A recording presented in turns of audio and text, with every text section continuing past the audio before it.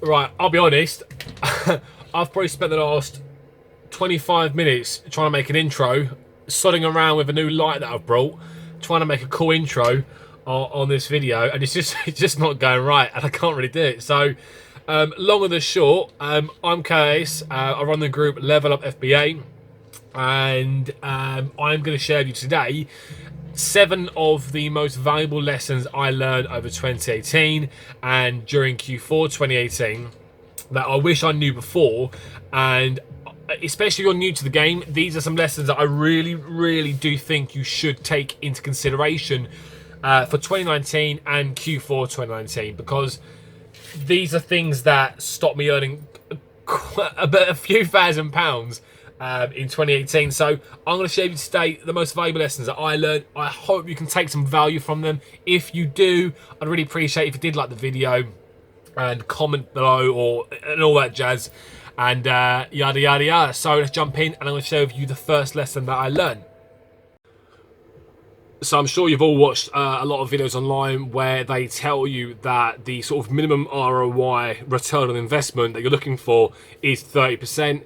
One thing I've experienced and experimented with over 2018 and 2019 was that ROI. So there are some products that people just won't touch because it doesn't give you that 30% ROI. The game changes a lot when you actually do start looking into these products that don't offer that 30% ROI. I've sold hundreds, if not thousands, of units this year that have all been below 30% ROI.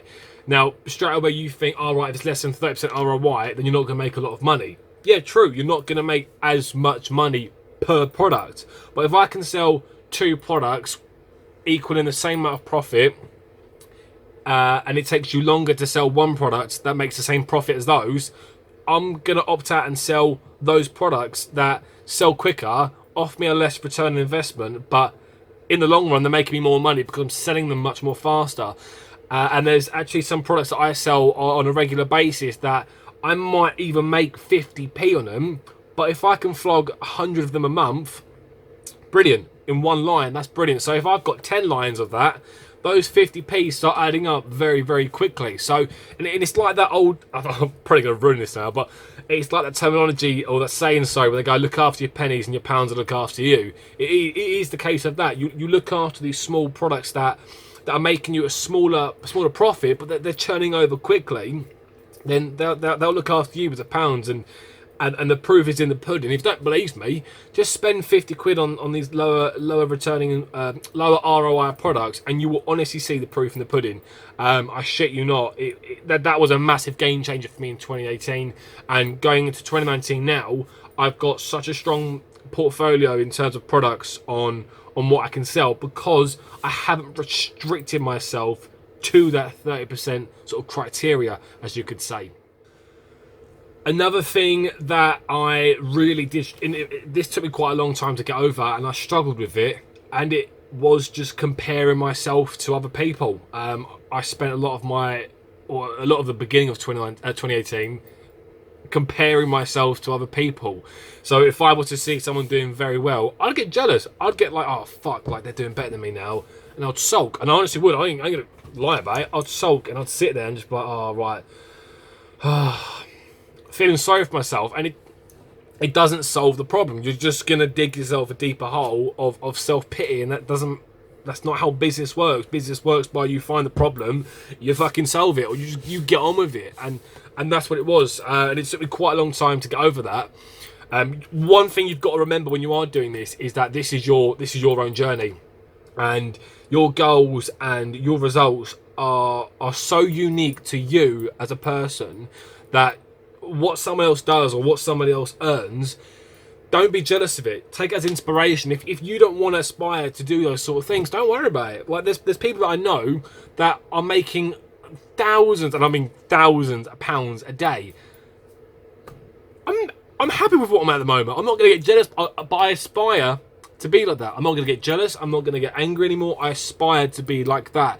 And if anything, I look at what they're doing now, and I look at, oh, how can I do that? What are they doing to do this, so and so?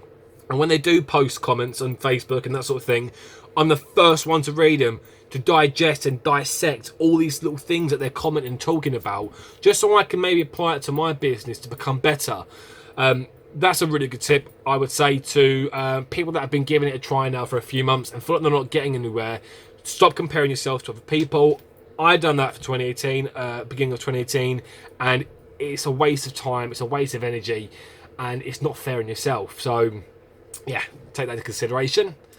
Make sure you're planning your supplies. This rule really applies mainly for Q4, to be honest. I really did bugger up, and I had some stock to send in and didn't have any boxes. So I spent the good part of a day chasing all these shops up, trying to get some boxes for free. And yeah, it took a day because everywhere I went, they had no boxes. I don't know if everyone was moving apparently in December, because no idea why, but there was no boxes around me. So it probably took about an extra week or so to get some products into FBA, which did burn a hole in my pocket. Some of the prices that I did have set did drop down, and they haven't unfortunately recovered since because of that Q4 hype. But it's a lesson now that I won't make again. And I've got 40 boxes to my left, which you can't fully see because it's not in frame. But I've got 40 boxes to my left, and I try to make sure I never go less than 15 now. So that's a lesson I learned, unfortunately. But there we are. Pricing high and staying high. And this I generally apply this for 2 to 3 months, in the sense that if I buy a lot of products, or a product per se, and I price it at £30 and the price starts dropping to 25, 23, 20, don't panic.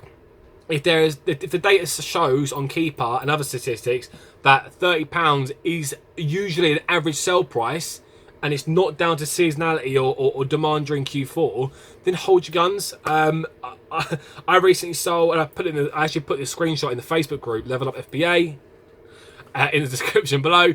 But I bought some PlayStation PS4 VR goggle cases from Argo, so $8.99. I'm sure some of you guys who are watching this done the same thing, and I think the prices crashed to something like 15 quid, 13 quid, 14, it was something stupid, and I thought, it's ridiculous because the prices aren't going to recover.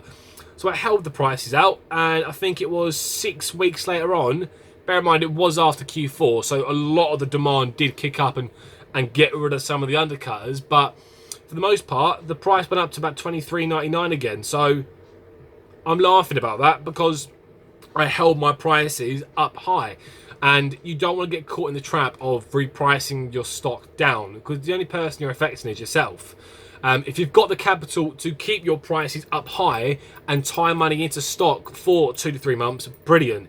If you haven't, then it's a bit different. But if you have, personally, I would say keep your prices high, wait for the undercutters to sell out, and then boom, you come to the top and you can clean up with your higher prices. Going deeper on lines, oh my god, this killed me. This literally killed me so bad in 2018, because there was lines of products that I brought where I might have brought 10 or 20, and all the statistics were there and all the data was there to say it's going to be an excellent purchase, but I bottled it. I had no confidence in myself to sell those products, so I only brought around 20 or so of those lines, for example. And I promise you this now, there is nothing more infuriating when you buy a line of products and you sell them all the same day, or even sometimes the same hour they arrive into Amazon. I mean, you make money, brilliant, but as well, you also lose out on the potential to make a lot more money as well. So if there is products there and you have done your analysis and you have looked at the data and everything does check out and looks good, then maybe you should start going deeper. And that's definitely something that I'm going to be applying for 2019. There's actually, you can't really see it in the shot, but there's products over there that I would have only brought 5 or 6 of, but I've actually bought 30 of and 40 of. So I've gone a lot more deeper. I'm no longer trying to sell products in a month time frame. I give myself 2 to 3 months now to sell products. If it's not sold by then I can reanalyze my pricing strategy, which I've covered in another video, which is using B-Call as a repricer. And that's when I can look at changing the way I do my business and prices on that particular product. Getting a VA, again, was something that I kept on saying to myself to do, and I never did. And it's just mundane tasks that you can get them to do, just things like handling reimbursements or following up with an inquiry and that sort of thing. Hiring a VA for those particular tasks is always good, because you've got to take into consideration, how much is your time worth and the value of your time. And if it's worth a lot more than doing those mundane tasks, then pay somebody else to do it, outsource it. Absolutely fine. That's a good thing. And I actually took that into, I just, once I realized that 2019 come around, January the 1st, I actually hired a VA. I've now got a VA working for me almost on a full-time basis, sourcing leads now. I still do the mundane tasks, but I've taken away some of the stress of sourcing by, again, using Tactical Arbitrage, which is sourcing software. And then I have a VA that emails me every morning and every night as well when he does find leads. That's something that I think is going to really scale up my business for 2019, and I wish I'd done it sooner. And last but not least, the one thing that screwed me over the most, and I learnt very quickly of, was Cashflow. And I did comment in the group as well mentioning this. Cashflow really did mess me up for Q4. A particular store was offering between 30 and 40% discount across their entire store, with some of the hot, like, creme de la creme products to sell on Amazon, which are offering fantastic profit that I knew I could shift so quickly. And me being quite concerned when it comes to taking out money from banks and loans and that sort of thing, I didn't do any of that, and I missed out on probably around about 6 grand in profit. I'm literally not even joking with you either. That's the thing that hurts me the most. Everyone knows this as well. All my friends and family know this. It hurt me the most because I probably lost out between 5 and 6 grand in just December alone, because I didn't take that loan out from the bank, or any loan out from the bank, or any loan out from anyone. That really did mess me up. So 2019 going forward, if I do need some sort of cash or cash flow to buy stock, then I am going to start looking into bank loans and that sort of thing, just for a quick cash injection so I can flip the stock, get it in, get it out, pay it off, and collect the profit.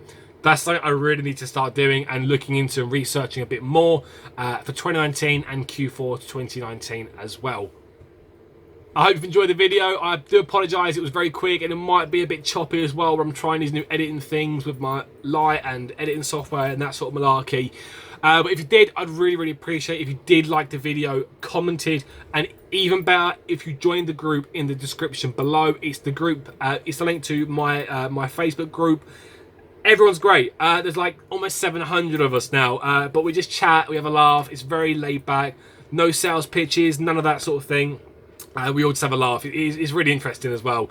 I really do hope I see you in the Facebook group. If you do join it, give me a message. With any concerns or questions that you do have, I have a passion and I get such a kick out of helping people. So if I can help you with any questions or any concerns that you do have, join the group, ask me them directly, or put me in the Facebook group, and we'll be more than happy to help. Thanks for watching. Take care. Bye.